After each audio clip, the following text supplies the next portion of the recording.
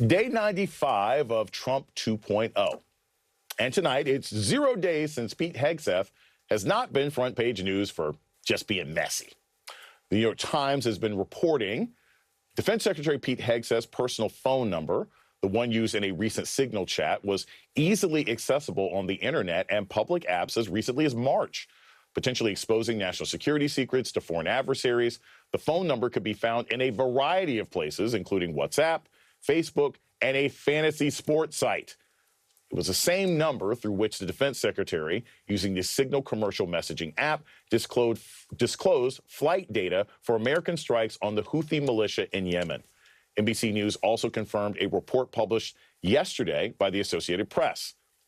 Hegseth had a special internet line installed in his Pentagon office in defiance of the Defense Department's normal security protocols so that he could use the Signal app on a personal computer there, according to two officials familiar with the matter. The so-called dirty line, referred to that way because it's not secured, increases the likelihood of the office being hacked or surveilled by a foreign adversary or another entity. A spokesman for the defense secretary told the Washington Post that Hegseth, quote, has never used and does not currently use Signal on his government computer. That same NBC News report detailed the chaos under Hegseth and the Pentagon.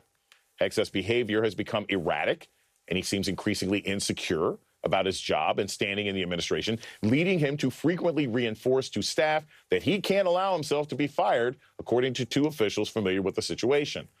Officials who operate in Hegseth's vicinity describe him as difficult and prickly and said that he berates and yells at the staff. The officials described a tense environment with fighting, even yelling, amongst Hegseth's senior staff.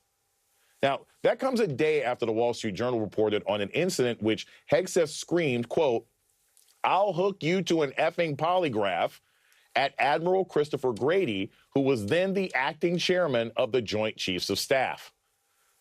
Joining us now to discuss this nonsense is Democratic Congressman Adam Smith of Washington. He's the ranking member of the House Armed Services Committee. Thank you so much, Congressman, for joining us this evening. Now, look, I always say this. I don't care about palace intrigue. I'm not interested in personality battles with this regime that's running the country right now. But I am legitimately concerned about a person who seems both incompetent and messy and dysfunctional. In your position, what are you seeing in the behavior of Secretary of Defense Hegseth that is most dangerous to American security right now? Well, it's not terribly surprising. First of all, Secretary Hegseth had run a couple of small nonprofits in a very similar fashion before this. This all became public. I mean, the most concerning aspect of this is, well, two things. One, the lack of security, the vulnerabilities that he has created.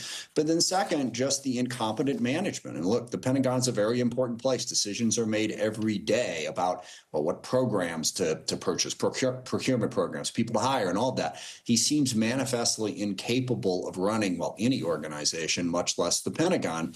Now, it doesn't have like a specific thing. It's not like he's going to accidentally start a war, but that level of incompetence just leads to a poorly run agency. And the Department of Defense is enormously important. It spends a lot of taxpayer dollars, first of all, so we want to make sure they're spending them well. And second, it's responsible for the national security of our country. And I guess third, it's responsible for taking care of the men and women who serve in our military. He appears incapable of running the agency. So, Congressman, this is the thing, and I'm not being hyperbolic here. You're saying, well, he's not necessarily going to start a war, but here's the thing.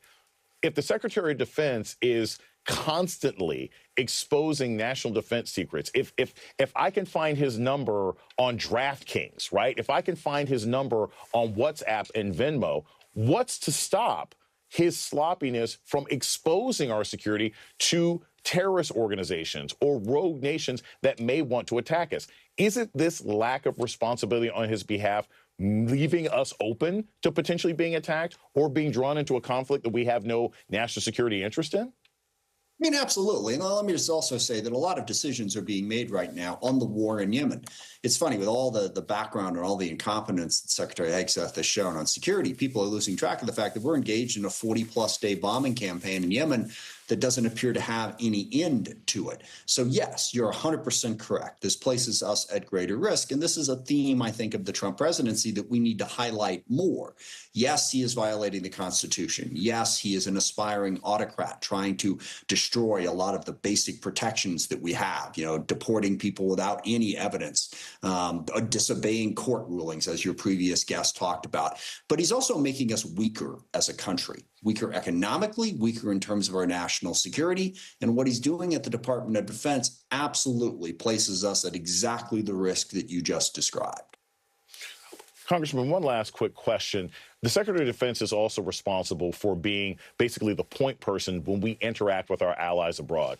After what many of our allies saw Donald Trump do to Vladimir Zelensky, after Vice President Vance basically went to Europe and said, you guys are the old team, we don't want to socialize with you anymore, do you think that Secretary Hegseth has the ability to go to our allies and heal those relationships so that, again, United States national security and global NATO security can be maintained?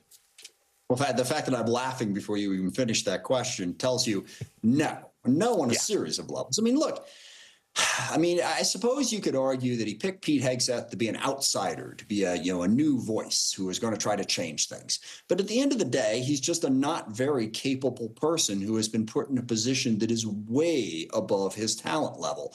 And that undermines. So how is he going to organize? He can't organize his own office. How is he going to organize a conversation with dozens of different allies across complex issues, just in general?